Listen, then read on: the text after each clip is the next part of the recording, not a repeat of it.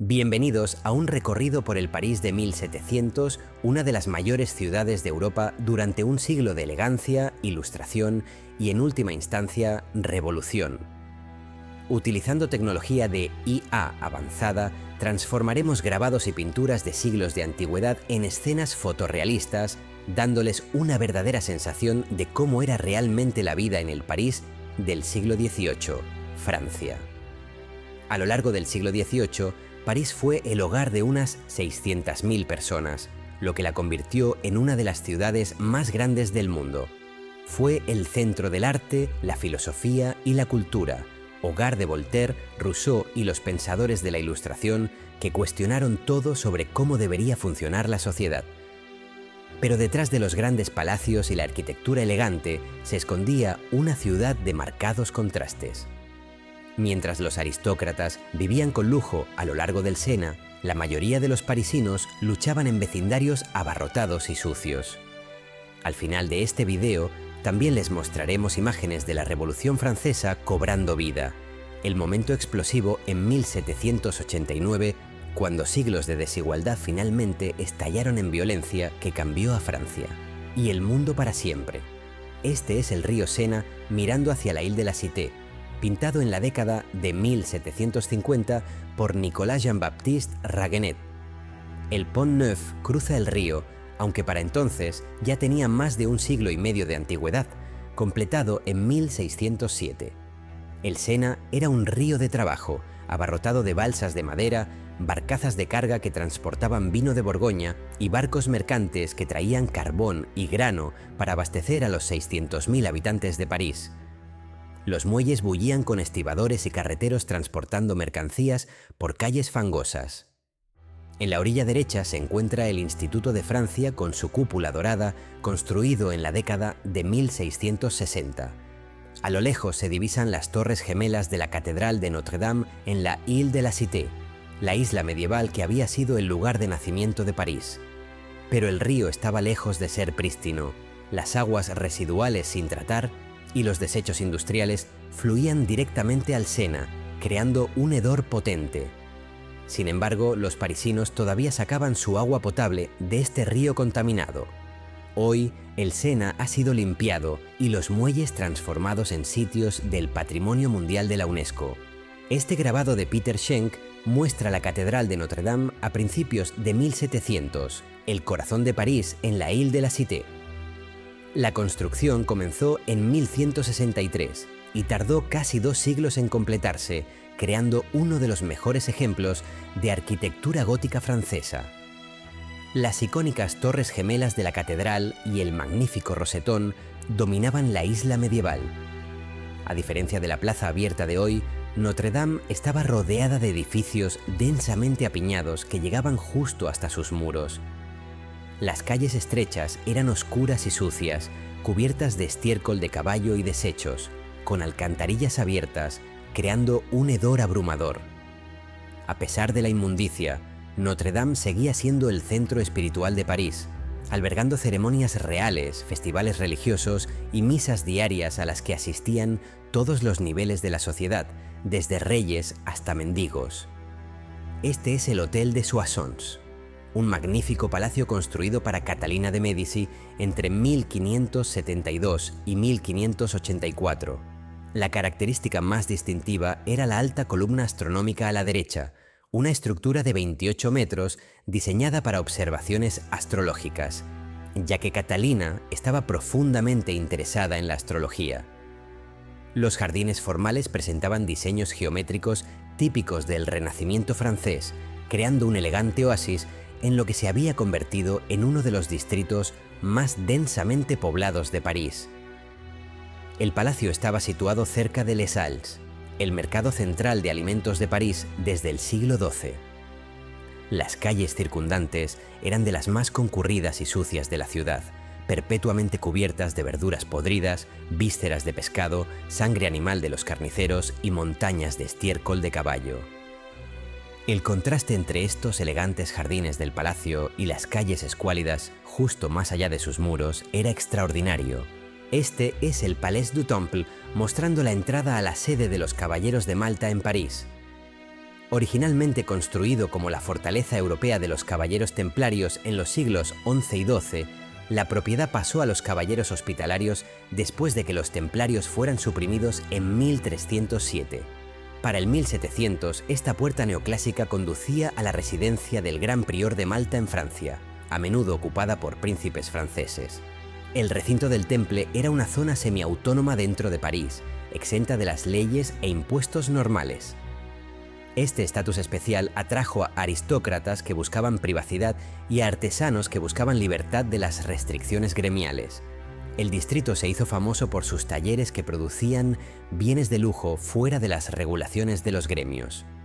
El momento más dramático del Temple llegó durante la Revolución, cuando la torre medieval se convirtió en la prisión del rey Luis XVI y su familia en 1792. Napoleón demolió todo el complejo entre 1808 y 1811 para evitar que se convirtiera en un santuario realista. Hoy no queda rastro de esta otrora poderosa fortaleza. Esta es la Foire Saint-Germain, una de las ferias estacionales más famosas de París. Celebrada anualmente durante 6 semanas, desde febrero hasta Pascua, en los terrenos de la abadía de Saint-Germain-des-Prés. Las elegantes galerías neoclásicas albergaban cientos de tiendas temporales que vendían artículos de lujo, telas de seda, joyas, libros, porcelana e importaciones exóticas. El pabellón superior presentaba representaciones teatrales, incluyendo ópera temprana y comedia. Todas las clases sociales se mezclaban aquí, aristócratas con abrigos de seda, junto a comerciantes y vendedores ambulantes. Las galerías cubiertas también albergaban cafés, restaurantes y establecimientos de juego, convirtiéndolo esencialmente en un centro comercial y complejo de entretenimiento temporal. Este es el Hotel de Luynes, un gran palacio aristocrático perteneciente al duque de Luynes, situado a lo largo del Sena en la orilla izquierda. La familia Luynes era una prominente nobleza francesa y su ducado fue creado en 1619 para Charles d'Albert, un favorito del rey Luis XIII. El palacio ejemplificaba el estilo de vida de la alta aristocracia francesa en el 1700.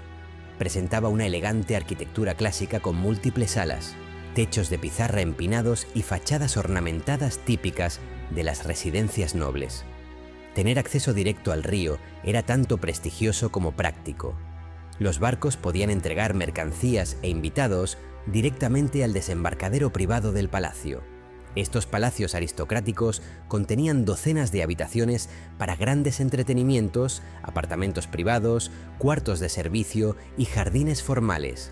Los muelles privados estaban mejor mantenidos que las calles públicas, barridos regularmente por sirvientes a pesar de la fuerte contaminación del Sena.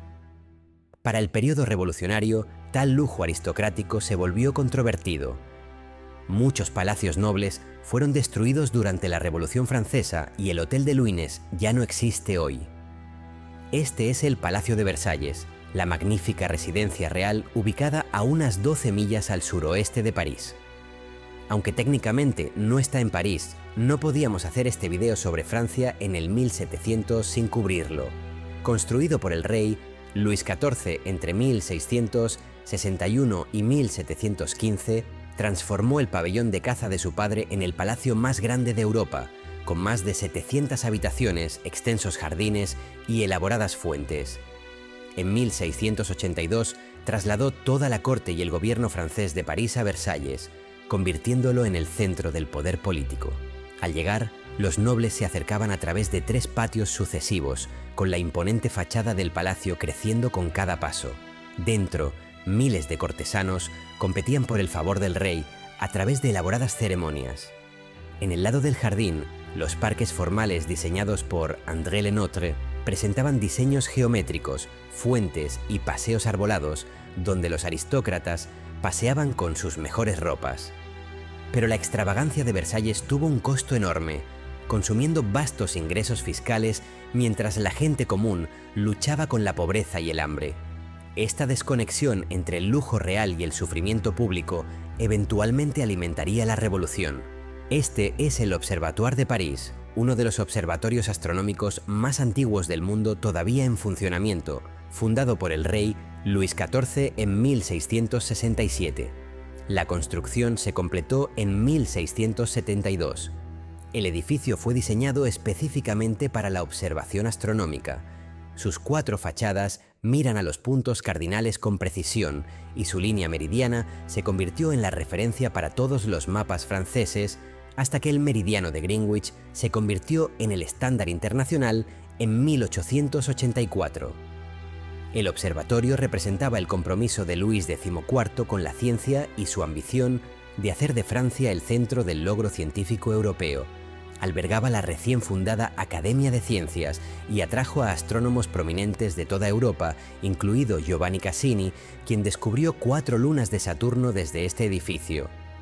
La ubicación fue elegida en el borde sur de París, lejos del humo de la ciudad para una observación más clara. En el 1700 esta área era todavía semirural con campos y jardines. Este es Les Invalides, fundado por el rey Luis XIV en 1670 como hospital militar y hogar de retiro para soldados heridos. Antes de esto, los veteranos discapacitados a menudo eran dejados pidiendo limosna en las calles.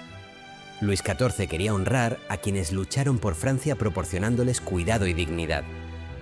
El enorme complejo podía albergar hasta 4.000 veteranos a la vez, con dormitorios, enfermerías, talleres y esta vasta explanada.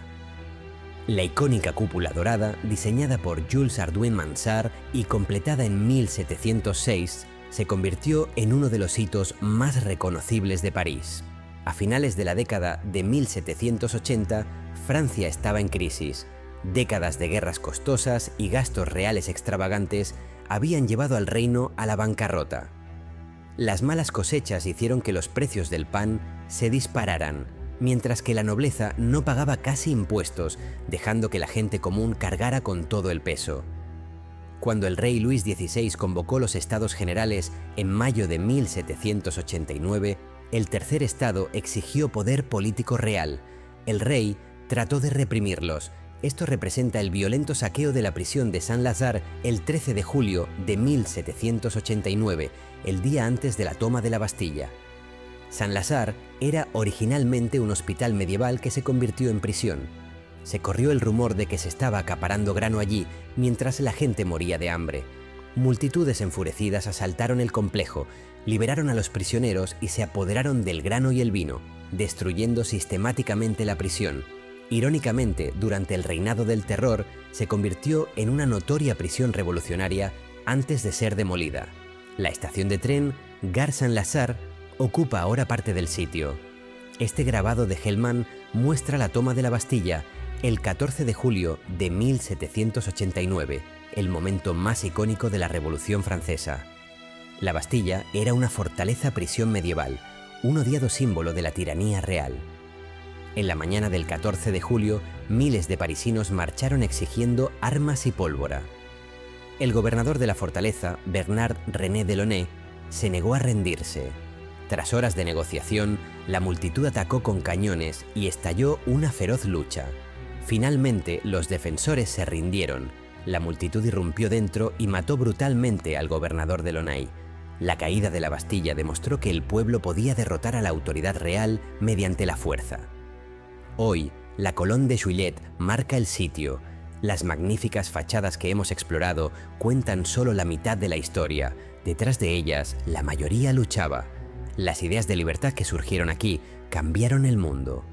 Si disfrutaron de este viaje, comenten qué ciudad les gustaría ver después. Gracias por ver y, como siempre, nos vemos en el pasado.